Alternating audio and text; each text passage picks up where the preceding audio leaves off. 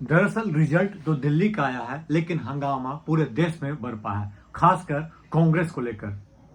कांग्रेस को क्या करना चाहिए? कुछ लोग बोल रहे हैं कि कांग्रेस जहां अस्तित्व खत्म जिसका हो चुका है, जहां जहां पे वहां पे रिवाइवल के लिए उसको मजबूती से एक्शन लेना होगा, चाहे वो बंगाल की बात किया जाए, चाहे आसाम की बात करें, चाहे बिहार की। इस वीडियो में हम लोग खासकर बिहार की चर्चा करेंगे, क्योंकि बिहार में कुछ लग्गू पार्टी बनकर जा रही है। जेआरजेडी बोल दिया, ठीक है, अंधा ठीक है, अंधा है तो अंधा है, काना है तो काना है, जो बोलते जा रहा है वो सुनते जा रही है कांग्रेस। दरअसल देख लीजिए, लोकसभा चुनाव के समय ही नाम का अनाउंसमेंट नहीं हुआ था और जो है टिकट बांट दिया गया था लालू यादव के द्वारा। दरअसल पप्पू यादव जब कांग्रेस को ज्वाइन किए, उसके बाद हुआ क्या?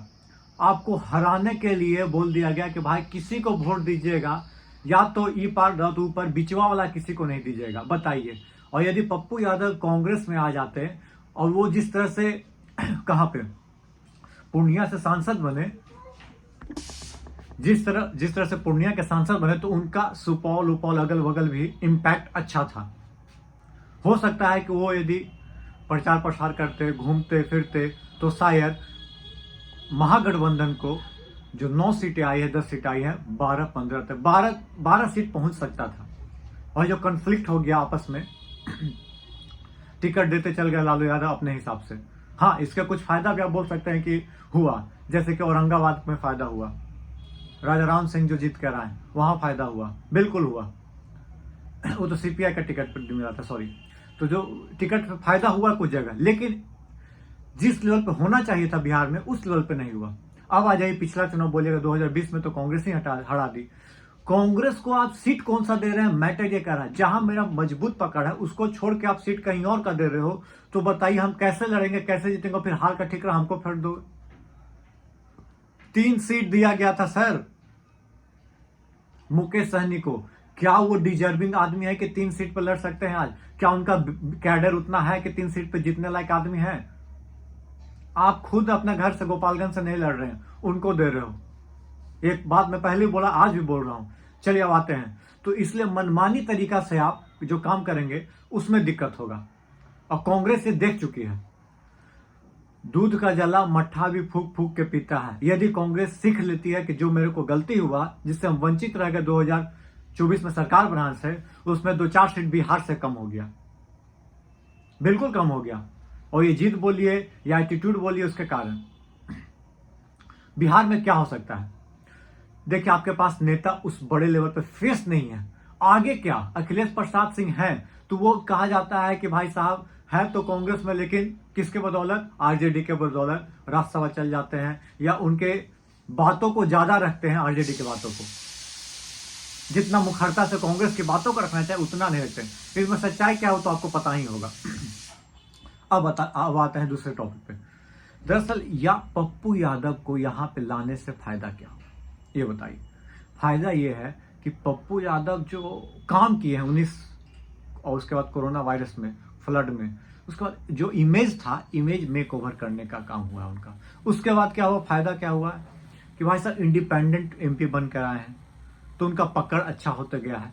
तो और यंग भी, बहुत ज्यादा तो एज के नहीं है, तो उनका यादव समाज में भी, सब जगह, सब समाज में उनका पकड़ ठीक ठाक है। तो एक जब ब्रांड वैल्यू बन जाएगा कि कांग्रेस के अध्यक्ष हैं या उपाध्यक्ष हैं, तो वो टैक्स से जब काम करेंगे तो एक अलग इंपैक्ट लोगों के बीच में जाएगा, आप मानिए या ना मानिए। फायर ब्रांड नेता के तौर पे कन्हैया कुमार आज के दिन में है, तो उनको बिहार में क्यों नहीं स्थापित किया जा सकता है? इन्हें बताइए। जब वो आ जाएंगे यहाँ, तो एक अलग पढ़ा लिखा आदमी, वेल एजुकेटेड आदमी, जो कि हाजिर जवाबी में माहिर है, तो कांग्रेस का उत्थान क्यों ऐसा नहीं हो सकता? इन्हें बताइए। हालांकि इनका स्पीड ब्रेकर एक ही आदमी, एक ही परिवार है, उनको आने से रोका जा रहा है बार-बार। कन्हैया यादव हो चाहे पप्पू यादव, कन्हैया कुमार हो या पप्पू यादव हो। हालांकि पप्पू यादव में कुछ निगेटिव आप गिना सकते हैं, पहले की बात निगेटिविटी है कि वो पेंडुलम टाइप काम करते हैं। तो यदि कांस्टेंट हो जाते हैं तो समझिए पप्पू यादव, कन्हैया कुमार जो है बिहार में फायर ब्रांड, तारिक अनवर है, शकील अहमद खान है, ये सब काम करेंगे जब, तो आपको बिहार में अच्छे रिजल्ट मिल सकता है। अब आ जाते हैं आरजेडी के पास ऑप्शन क्या है। यदि वो कांग्रेस को छोड़ देती है तो मुस्लिम का वोट डिस्ट्रीब्यूट हो जाएगा, दलित का वोट डिस्ट्रीब्यूट हो जाएगा, हो सकता है जनरल का वोट भी कुछ ऊपर नीचे हो जाए जो मिलता हुआ कांग्रेस को। तो घाटा किसको होगा? आरजेडी को होगा। अभी बीजेपी आप आम आदमी का पार्टी के साथ क्या हुआ?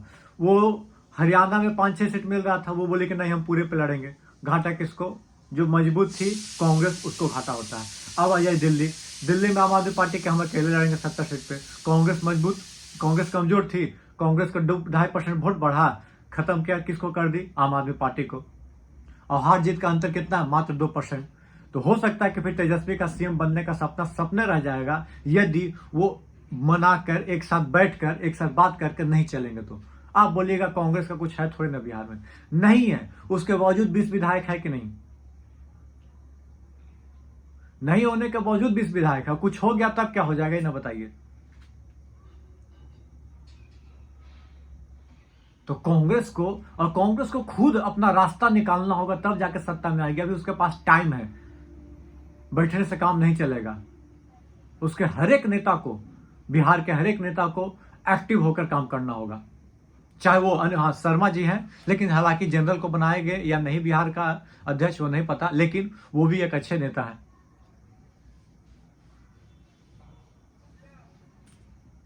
देखते हैं कांग्रेस क्या बड़ा कदम उठाती है। हालांकि सबको तो बहुत ज्यादा उम्मीद है कि कांग्रेस इस बार कुछ अलग करेगी। दिल्ली में जो उन्होंने करके दिखाया, देखिए दिल्ली में शायद जो बीच में 3-4 रैली जो था राहुल गांधी का, वो यदि कैंसिल हो गया, नहीं कैंसिल हुआ होता, इसमें यदि प्रियंका गांधी चल गई होती या कोई और चल गया होता, तो शायद 1-1.5%, 2% का अंतर और बढ़ जाता। सपोज के 6.5 है तो समझिए 7-7.5% हो जाता। और जो 22 सीट है आम आदमी पार्टी का, तो आकर 18-20 सीट पर जाता। और सबसे बड़ी बात, कांग्रेस ने हराया किसको? हराया, मजेदार यह है कि अरविंद केजरीवाल को हराया। किसको? मनीष सिसोदिया को हराया। किसको? सौरभ भारद्वाज को। और कांग्रेस नहीं हराया, किसी और ने नहीं हराया। 4000 वोट का कमी है, 4000 वोट कांग्रेस को पड़ गया। 1700 वोट की कमी है और 2000 वोट उसको कांग्रेस को पड़ा हुआ है। इसीलिए कांग्रेस अब अपना रास्ता बना रही है। कहा जा रहा है कि बंगाल में भी पद यात्रा हो सकता है राहुल गांधी का। देखते हैं, वो तो आने वाला समय बताएगा। लेकिन बिहार, नेक्स्ट एक्साइटमेंट कहाँ है? नेक्स्ट एक्साइटमेंट कहाँ है? बिहार में है। और बिहार में आपको क्या करना होगा? महागठबंधन को जितना कुछ ममता बनर्जी को देना होगा, कुछ अखिलेश यादव को देना होगा, और सबसे प्रचार प्रसार एक्सट्रीम लेवल पे करवाना होगा। जैसे बीजेपी जब चुनाव लड़ती तो क्या होता है? सब जगह का सीएम, सब जगह का, पूरे देश का जहां बीजेपी की सरकार है वहां का सीएम आकर वहां बैठ जाते हैं, मंत्री आकर वहां बैठ जाते हैं, काम करते हैं। वही काम बीजेपी कांग्रेस को करना होगा। 1 दिन 2 दिन के लिए नहीं, लगातार काम करना होगा ऐसे। तब जाके कुछ रास्ता दिखेगा कांग्रेस के लिए, खासकर बिहार, बंगाल, असम में। चलिए, वीडियो पसंद आए, चैनल पर पहली बार है तो चैनल को लाइक से सब्सक्राइब करना ना भूलें। धन्यवाद। जय हिंद, जय भारत दोस्तों।